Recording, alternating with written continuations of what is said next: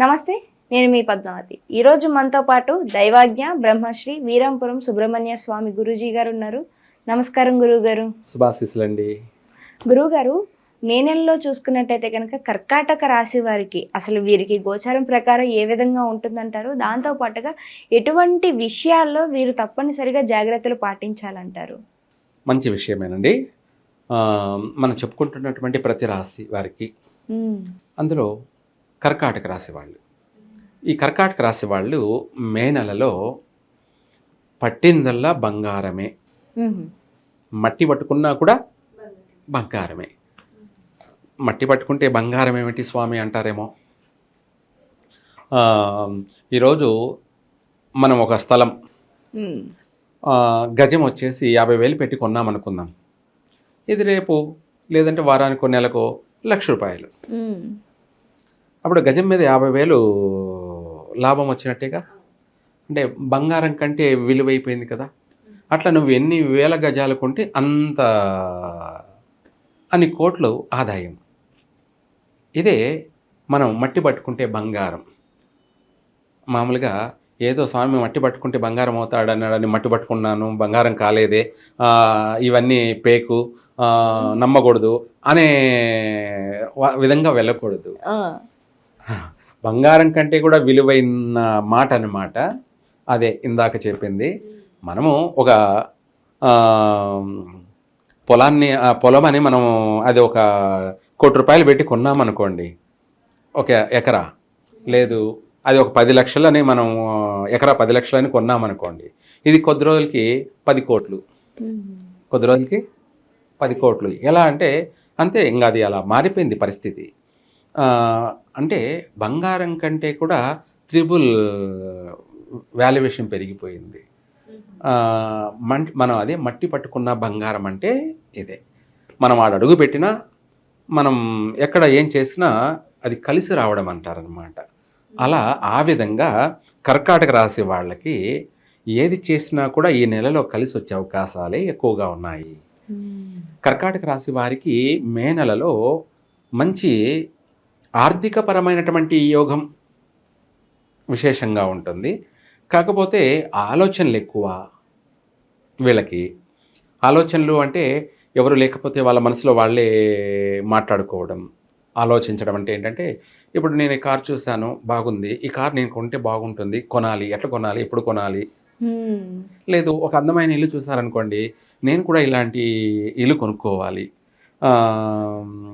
ఎట్లా ఏమిటి, ఇలా మనిషిలో ఒక ఆలోచన థింకింగ్ అనేది ఎక్కువగా ఉంటుంది.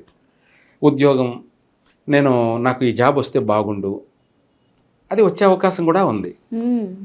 ఇలా వాళ్ళ ఆలోచన అనేది విపరీతంగా ఉంటుంది. ఆశలు అనేది కూడా ఎక్కువగా ఉంటాయి.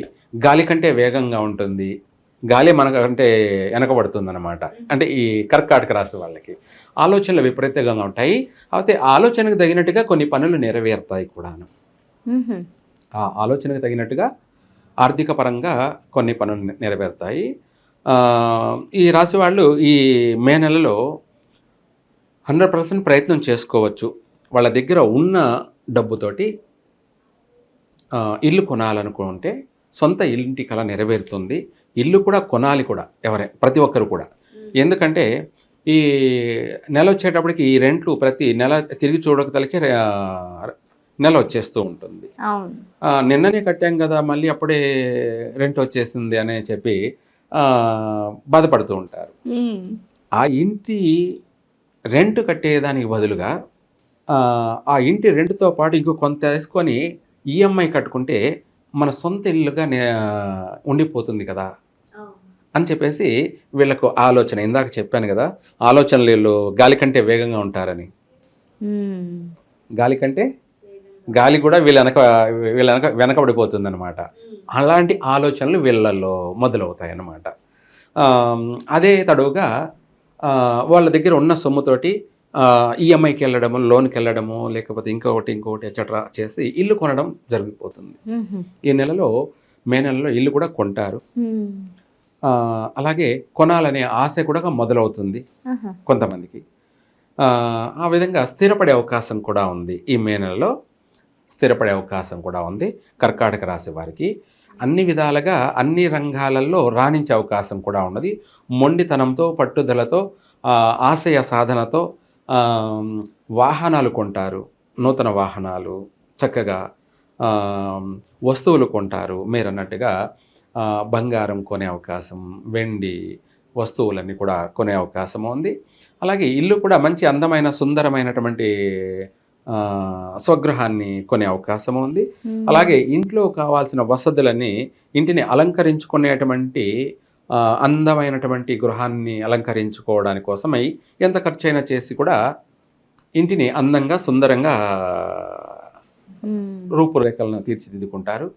ఇదే కాకుండా దీంతో పాటు కూడా ఈ రాశిలో విద్యార్థులకి విశేషమైనటువంటి శుభకాలం అని చెప్పాలి.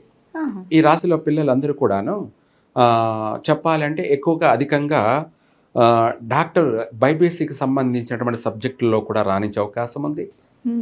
లేదా నేవీకి సంబంధించినటువంటి వాటిల్లో కూడా వీళ్ళు రాణించగలుగుతారు.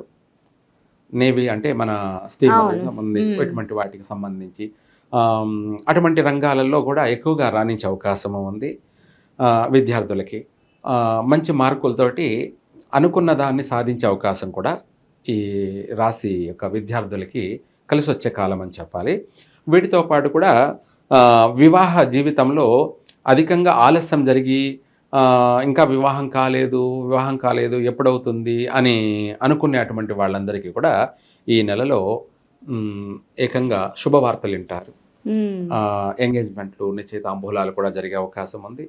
వీటితో పాటు కూడా సంతాన యొక్క సాఫల్యత అంటే వాళ్ళకి శుభవార్తలు, సంతాన భాగ్యం కూడా కలిగే అవకాశం కూడా ఉంది. ఈ విధంగా చెప్పుకుంటూ పోతే కర్కాటక రాశి వారికి మే నెలలో సర్వ విధాల కూడా శుభప్రదమైన మాసం అని చెప్పాలి. గురుగారు, మరి దాంపత్య జీవితం ఎలా ఉంటుందంటారు? దాంతో పాటుగా కోర్టు సమస్యలు, ఇంతవరకు కోర్టు సమస్యలతో కాస్త సతమతం అవుతూ ఉన్నవారు ఉంటారు కదా, మరి వారికి కాస్త వాళ్ళకు అనుకూలంగా ఏమైనా వచ్చే అవకాశం ఉంటుందంటారా? మంచి విషయం అడిగారు. ఈ రాశి వారికి ఈ నెలలో ఆ సమస్యల నుంచి ఎన్నో ఏళ్ల నుంచి పడుతున్నటువంటి వాళ్ళకు కూడా ఈ నెలలో ఆ బాధ తీరిపోతుంది. ఆ కోర్టు సమస్యలు ఏమైనా సరే తీరిపోతాయి, కొట్టేయడం జరుగుతుంది. అలాగే వీళ్ళకు ఉపశమనము కలిగే అవకాశం ఉంది. సంతోష వార్తలు వింటారు, శుభవార్తలు వింటారు. వీళ్ళు అన్నిటి నుంచి కూడా బయటపడతారు చెప్పాలంటే, కొన్ని కష్టాల నుంచి. ఇంకా చెప్పాలి అంటే గ్రహణం పట్టి సూర్యుడిని కేతు మింగినప్పుడు దేశమంతా కూడా, ప్రపంచమంతా కూడా, విశ్వమంతా కూడా చీకటిగా అయిపోతుంది. మళ్ళీ ఆయనను వదిలేస్తే ఏమవుతుందంటే మళ్ళీ ప్రపంచానికంతా వెలుగు వస్తుంది. అదేవిధంగా ఈ కర్కాటక రాశి వారికి ఉన్న కష్టాల నుంచి ఒక్కసారిగా అంటే ఈ నెలలో బయటపడతారు కాబట్టి అటువంటి కష్టాలన్నీ కూడా తొలగిపోతాయి. కాబట్టి ఆ గ్రహణ పీడ నుంచి ఎట్లా బయటపడ్డాడో సూర్యుడు, ప్రపంచానికంతా ఎలా వెలుగు మళ్ళీ ఇచ్చాడో ఆ విధంగా వీళ్ళు ఆ అనేక కష్ట నష్టాల నుంచి కూడా బయటపడతారు. మళ్ళీ వీళ్ళకు జీవితం పైన నూతన ఆశయాలు పెరుగుతాయి. ప్రతి విషయాల్లో కూడా పట్టుదలతోనూ, మనోధైర్యంతోనూ, అలాగే ఊహించినటువంటి రెట్టింపు సాహసోపేతంగాను, బలమైనటువంటి సంకల్ప బలంతోనూ ప్రతి రంగంలో కూడా రాణించగలుగుతారు కూడా. ఒకసారి వీళ్ళకు మబ్బు అలా వీడిపోయినట్టుగా ఉంటుంది. గురుగారు, మరి వీరు ఎటువంటి పరిహారాలు చేసుకోవాలంటారు? లేకుంటే ఎటువంటి దేవాలయాల్ని సందర్శించడం వల్ల వీరికి ఉన్న కష్టాల నుంచి కాస్త ముక్తి దొరికే అవకాశం ఉంటుందంటారు? ఈ కర్కాటక రాశి వాళ్ళు సోమవారము శివునికి పెరుగు అన్నంతో అభిషేకం చేస్తూ వెళ్తే మనస్సు స్థిమితం పడుతుంది, మనశ్శాంతి కలుగుతుంది, ప్రశాంతత కలుగుతుంది. ఏదైనా సరే మనిషికి మనశ్శాంతిగాను ప్రశాంతంగాను ఉన్నాడు అంటే అన్ని పనులు నెరవేరుతుంటేనే, చక్కగా అనుకున్నది ఏదైనా నెరవేరినప్పుడే మనిషి మనశ్శాంతిగాను ప్రశాంతంగాను ఉండగలడు. అలా ఉండాలి అంటే సోమవారం శివునికి పెరుగు అన్నంతో అభిషేకం చేయడం వల్ల వీళ్ళ జీవితము ఆరోగ్యపరంగానూ ఉంటుంది, అనుకున్న పని నెరవేరుతుంది. ఒక మాటలో చెప్పాలంటే ఇక సర్వకార్య సిద్ధిరస్తు, చక్కని అభివృద్ధి కలుగుతుంది. చాలా చక్కగా వివరించారు గురుగారు. అయితే కర్కాటక రాశి వారికి ఏ విధంగా ఉంటుందో పాటుగా ఏ పరిహారాలు చేసుకోవాలన్న విషయానికి వస్తే దేవాలయం విషయంలో చాలా చక్కగా వివరించారు ప్రతిదీ కూడాను. ధన్యవాదాలు గురుగారు. సర్వే జన సుఖినో భవంతు.